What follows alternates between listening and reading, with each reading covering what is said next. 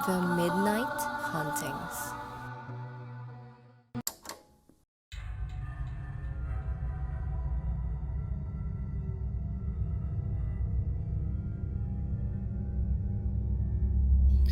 Magandang araw mga ka-midnight. Ako si Rex.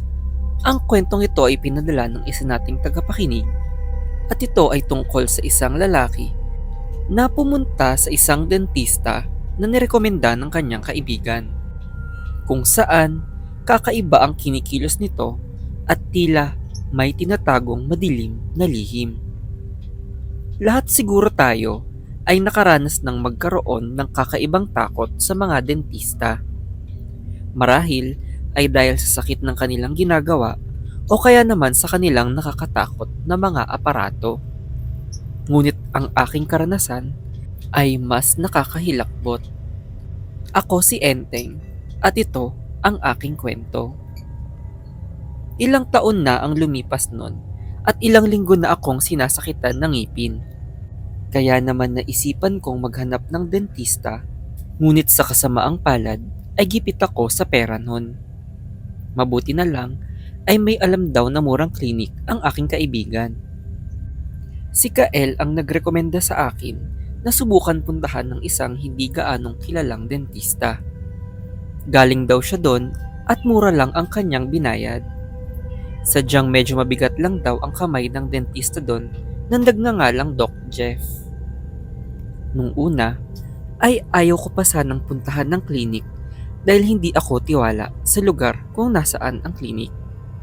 Ngunit dahil sa ilang araw na pagsakit ng aking ipin, ay napilitan na ako. Hindi ko alam na dun pala magsisimula ang bangungot na aking mararanasan. Sinalubong ako ng isang matandang lalaki at tila kakaiba ang kinikilos nito.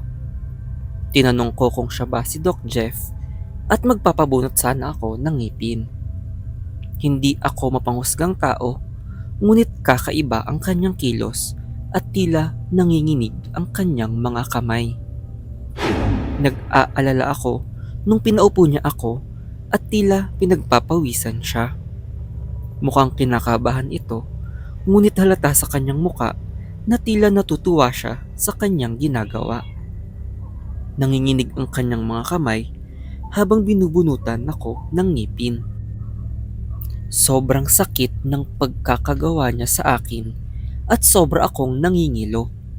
Ni hindi niya ako nilagyan ng anesthesia, kaya ramdam ko ang pag-alog ng aking ulo sa kanyang pagbunot. Tila natatawa pa siya nung ako ay nagrereklamo at halos paiyak na dahil sa sakit. Nagmamadali akong umalis nun at namimilipit sa sobrang sakit. Sa pagod ko, ay naisipan ko na lang umuwi sa bahay at magpahinga. Ngunit buong gabing namamaga ang bibig ko sa binunot sa akin.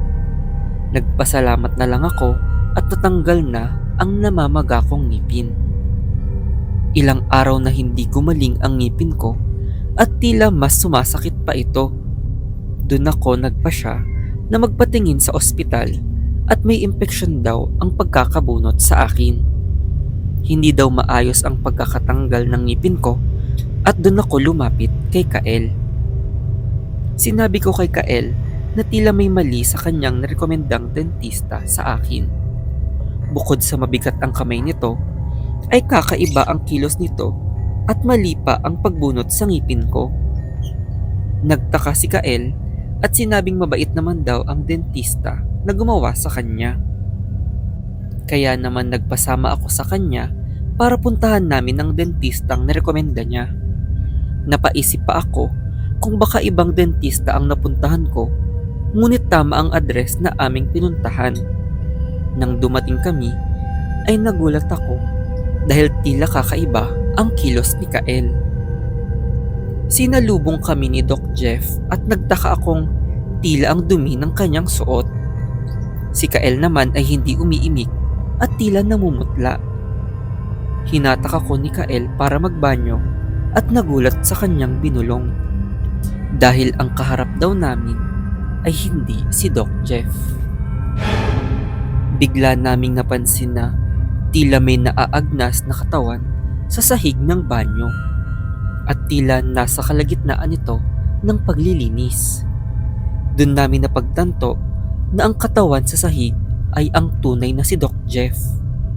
Biglang bumukas ang pinto ng banyo at hinampas kami sa ulo ng impostor. Nawalan ako ng malay at paggising ko ay nakatali na ang mga kamay ko. Nakabukad din ang aking bibig at nasa harapan ko ang impostor na may hawak na mga aparato. Tumatawa ito habang ako ay nagpupumiglas, ngunit hindi ko na ito napigilan sa pagkalikot sa aking bibig. Namimilipit ako sa sakit sa kanyang ginagawa sa akin, lalo na't hindi ko makita ang kanyang ginagawa. Maya-maya ay tinurukan niya ako ng anesthesia, kaya nanghihina ako at tila namanhid hanggang makatulog. Pagdilat ko ay may kaharap na akong salamin at napasigaw. Dahil duguan ang aking bunganga at ginawa niyang matatalim ang aking mga ngipin.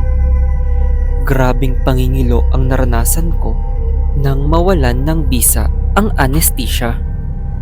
Sigaw ako ng sigaw hanggang sa napansin kong nagising na din si Kael at inatake ang impostor. Tinulak niya ito ng malakas hanggang sa tumumba ang impostor at pinagbubugbog niya ito. Sinubukan man laban ng impostor, ngunit saktong nakakuha ng anesthesia si Kael at tinurok ito sa kanya. Madami ang nalagay niya kaya biglang bumagsak ang impostor. Agad akong tinanggalan ng mga tali at tinulungan ni Kael. Nagmakaawa akong magpaturok din muna ng kaunti dahil sa sobrang sakit ng ginawa sa aking bibig. Agad naming hinanap ang aming mga gamit at humingi ng tulong. Maya-maya ay tila nagising ang impostor. Dahil nanghihina pa ulit ako, ay nagmamadali na lang kaming umalis ni Kael habang karay-karay niya ako. Saktong sinalubong din kami ng aming mga tinawagan at sinugod nila ang klinik. Ako naman ay agad-agad na tinakbo sa pinakamalapit na ospital. Ilang araw akong nanatili doon at ibinalik sa normal ng mga doktor ang ginawa sa akin ng impostor. Ang pinakamasaklap lang ay hindi natagpuan ang nagpanggap na dentista nang dumating ang mga pulis. Hanggang ngayon ay pinaghahanap pa din ang lalaki. Kaya hanggang ngayon ay hindi ko maalis sa sarili ang aking takot sa pagpapaayos ng ngipin. Kaya sinisigurado kong alagaan ang aking mga ngipin para hindi na maulit ang aking karanasan na impostor pala ang dentista.